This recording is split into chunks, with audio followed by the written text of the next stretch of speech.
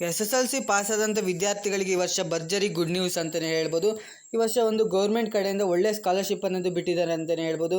ಯಾವ ಸ್ಕಾಲರ್ಶಿಪ್ಪು ಹಾಗೆ ಫುಲ್ ಡೀಟೇಲ್ಸ್ನ ಈ ಒಂದು ವಿಡಿಯೋದಲ್ಲಿ ಡಿಸ್ಕಸ್ ಮಾಡ್ತಾ ಎಷ್ಟು ಅಮೌಂಟು ವಿದ್ಯಾರ್ಥಿಗಳಿಗೆ ಬರುತ್ತೆ ಈ ಒಂದು ಸ್ಕಾಲರ್ಶಿಪ್ಪಿಂದ, ಹಾಗೆ ಏನು ಎಲಿಜಿಬಿಲಿಟಿ ಇರಬೇಕು ಈ ಒಂದು ಸ್ಕಾಲರ್ಶಿಪ್ಗೆ ಅಪ್ಲೈ ಮಾಡೋಕ್ಕೆ, ಹೇಗೆ ಅಪ್ಲೈ ಮಾಡೋದು, ಕಂಪ್ಲೀಟ್ ಡೀಟೇಲ್ಸ್ನ ಈ ಒಂದು ವಿಡಿಯೋದಲ್ಲಿ ಡಿಸ್ಕಸ್ ಮಾಡೋಣ. ಇದೊಂದು ಒಳ್ಳೆಯ ಸ್ಕಾಲರ್ಶಿಪ್ ಅಂತಲೇ ಹೇಳ್ಬೋದು. 15ರಿಂದ 30,000ವರೆಗೂ ವಿದ್ಯಾರ್ಥಿಗಳಿಗೆ ಒಂದು ಸ್ಕಾಲರ್ಶಿಪ್ನಲ್ಲಿ ಹಣ ಅನ್ನೋದು ಸಿಗುತ್ತೆ ಅಂತಲೇ ಹೇಳ್ಬೋದು. ಇದು ಆಲ್ಮೋಸ್ಟ್ ಎಲ್ಲ ವಿದ್ಯಾರ್ಥಿಗಳು ಕೂಡ ಅಪ್ಲೈ ಮಾಡ್ಬೋದು. ಹಾಗೆ ಯಾವ ಕ್ಯಾಟಗರಿ ವಿದ್ಯಾರ್ಥಿಗಳು ಈ ಒಂದು ಸ್ಕಾಲರ್ಶಿಪ್ಗೆ ಅಪ್ಲೈ ಮಾಡ್ಬೋದು ಎಲ್ಲದನ್ನು ಕೂಡ ಕಂಪ್ಲೀಟಾಗಿ ಡಿಸ್ಕಸ್ ಮಾಡ್ತಾ ಬರೋಣ. ಅದಕ್ಕಿಂತ ಮುಂಚೆ ನೀವೇನು ಫಸ್ಟ್ ಟೈಮ್ ನಮ್ಮದು ಯೂಟ್ಯೂಬ್ ಚಾನಲ್ ನೋಡ್ತೀರಾ, ವಿಡಿಯೋಗೊಂದು ಲೈಕ್ ಕೊಡಿ. ಹಾಗೆ ಚಾನಲ್ ಸಬ್ಸ್ಕ್ರೈಬ್ ಮಾಡ್ಕೊಂಡಿಲ್ಲ ಅಂದರೆ ಸಬ್ಸ್ಕ್ರೈಬ್ ಮಾಡಿಕೊಂಡು ವಿಡಿಯೋನ ಶುರು ಮಾಡೋಣ.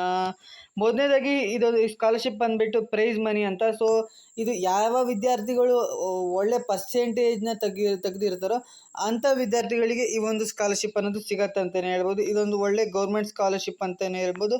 ಇದು ಯಾವ ವಿದ್ಯಾರ್ಥಿಗಳು ಪುವರ್ ಬ್ಯಾಕ್ಗ್ರೌಂಡಿಂದ ಬಂದಿರ್ತಾರೆ, ಅಂದರೆ ಈಗ ಸ್ವಲ್ಪ ಸೋಷಿಯಲ್ ವೆಲ್ಫೇರ್ ಮತ್ತು ವೆಲ್ಫೇರ್ ಡಿಪಾರ್ಟ್ಮೆಂಟಿಂದ ಈ ಒಂದು ಸ್ಕಾಲರ್ಶಿಪ್ ಅನ್ನೋದು ಬರುತ್ತೆ.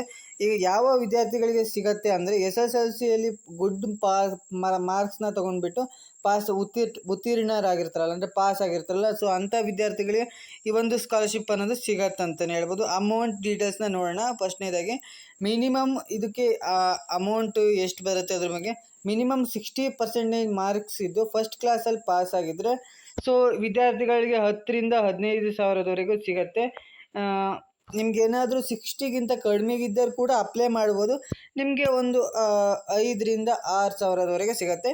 ನಿಮಗೇನಾದರೂ 60ಗಿಂತ ಮೇಲಿದ್ದು ನೀವು 60, 70, 80 ಇದ್ದು ನೀವು ಅಪ್ಲೈ ಮಾಡಿದರೆ ಈ ಸ್ಕಾಲರ್ಶಿಪ್ಗೆ ನಿಮಗೆ 10ರಿಂದ 15,000ವರೆಗೂ ಸಿಗುತ್ತೆ.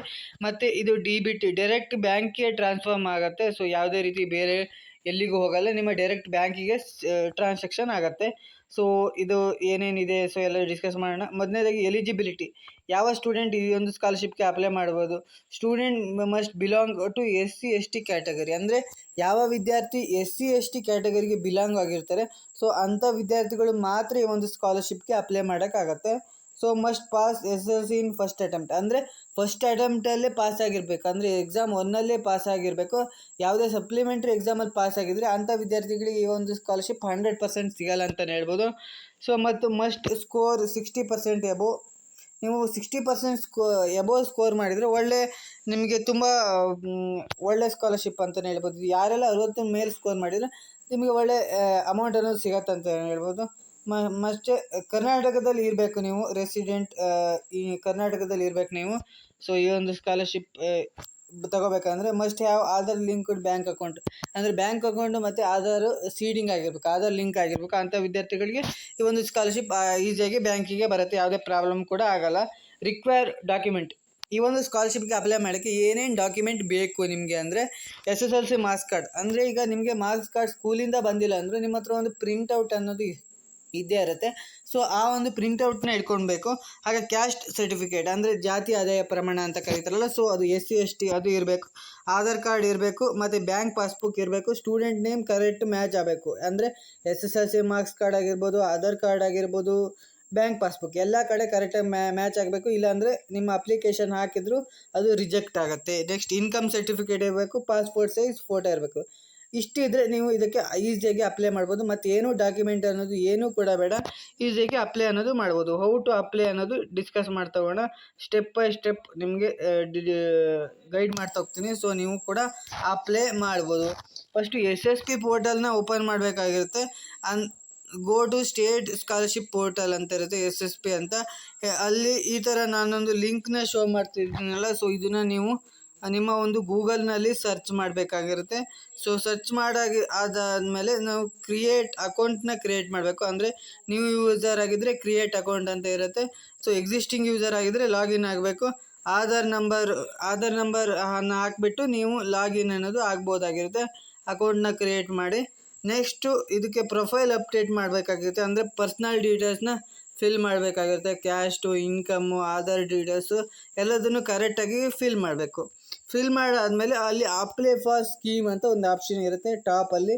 ಸೊ ಇದನ್ನು ಬೇಕಾದರೆ ನಾನು ನೆಕ್ಸ್ಟು ಇನ್ನೊಂದು ವಿಡಿಯೋದಲ್ಲಿ ಒಂದು ಯಾವುದಾದ್ರು ಒಂದು ಸ್ಟೂಡೆಂಟ್ನ ತಗೊಂಡು ಆ ಸ್ಟೂಡೆಂಟ್ನ ಒಂದು ಸ್ಕಾಲರ್ಶಿಪ್ನ ಅಪ್ಲೈ ಮಾಡಿಬಿಟ್ಟು ನಿಮಗೆ ಕಂಪ್ಲೀಟಾಗಿ ಡೆಮೋನ ತೋರಿಸ್ತೀನಿ. ಸೊ ಅದಕ್ಕೋಸ್ಕರ ನನ್ನ ಚಾನಲ್ನ ಸಬ್ಸ್ಕ್ರೈಬ್ ಮಾಡಿಕೊಳ್ಳಿ, ಹಾಗೆ ಬೆಲ್ಲೈಕನ್ನ ಒತ್ತಿ ಆಲ್ ಅಂತ ಸೆಲೆಕ್ಟ್ ಮಾಡಿಟ್ಕೊಳ್ಳಿ. ಸೊ ನೋಟಿಫಿಕೇಷನ್ ಬರ್ತಾ ಇರುತ್ತೆ, ಸೊ ವಿಡಿಯೋಸ್ ಕೂಡ ಬರುತ್ತೆ, ನಿಮಗೆ ಹೆಲ್ಪ್ಫುಲ್ ಆಗುತ್ತೆ ಅಂತ ಅಂದ್ಕೊಂಡಿದ್ದೀನಿ. So next click on post matric scholarship ಅಂತ ಸೆಕ್ಷನ್ ಇರುತ್ತೆ ಅಲ್ಲೊಂದು, ಅಲ್ಲಿ ಸೆಲೆಕ್ಟ್ ಪ್ರೈಸ್ ಮನಿ ಸ್ಕೀಮ್ ಅಂತ ಇರುತ್ತೆ, SSLC ಅಂತ ಇರುತ್ತೆ. ಅಲ್ಲಿ ಅದನ್ನು ಸೆಲೆಕ್ಟ್ ಮಾಡಿದ್ರೆ ನಿಮಗೆ ಈ ಥರ ಸೋಷಲ್ ವೆಲ್ಫೇರ್ ಅಂತ ತೋರಿಸುತ್ತೆ. ಅದು SC ST SC ಕ್ಯಾಟಗರಿಗೆ ಬರುತ್ತೆ.